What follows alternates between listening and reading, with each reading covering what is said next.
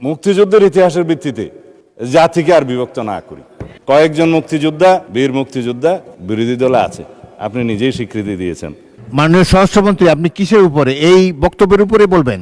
Speaker, আমি কোনো উত্তেজনা সৃষ্টি করব না, জি, বলেন। সংসদের স্বার্থেই বলব। আমি বুঝতে পারছি মানে স্পিকার আপনি কেন ভয় পাচ্ছেন দিতে, আপনাকে ধন্যবাদ। যে অ্যাটমসফিয়ারে আমরা এখানে আলাপ আলোচনা করি, মাঝে মধ্যে সেটা কিছু উত্তেজনা সৃষ্টি হবেই, সেটা স্বাভাবিক। আমাদের মাননীয় সংসদ সদস্য অত্যন্ত বয়স্ক এবং ইতিহাসে সমৃদ্ধ, কিন্তু আমরা এখন ভূগোলে আছি। আমরা বেশি ইতিহাস চর্চা করতে গেলে মাঝে মধ্যে কিছু ব্যত্যয় হবে মানে স্পিকার। আপনি স্বাধীনতা যুদ্ধের একজন বটবৃক্ষ, তিনিও একজন মুক্তিযোদ্ধা। আমার মাঝে মধ্যে শুনতে ভালো লাগে যখন মাননীয় বিরোধী দলীয় নেতা বলেন যে তিনি শহীদ পরিবারের সন্তান।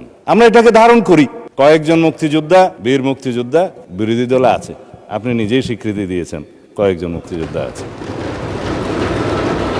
আমরা এখানে যখন জাতীয় মুক্তিযোদ্ধা কাউন্সিলের বিলটা পাশ করি, আপনার নিশ্চয়ই স্মরণে আছে, বিরোধী দল কিন্তু ওয়াকআউট করে নাই, এখানেই ছিল। না ভোটও দেয় নাই, এখানেই ছিল। সম্মতি মৌনতা সম্মতির লক্ষণ হিসেবে আমরা ধরে নিয়েছি।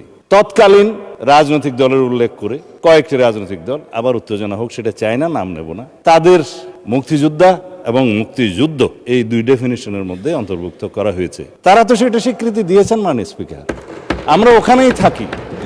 সুতরাং নতুন করে আমার মনে হয় যে মুক্তিযুদ্ধের ইতিহাসের ভিত্তিতে জাতিকে আর বিভক্ত না করি।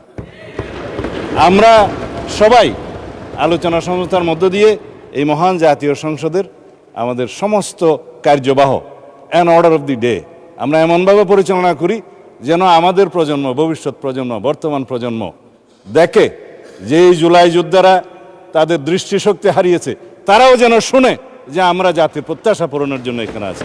ধন্যবাদ মাননীয় স্পিকার।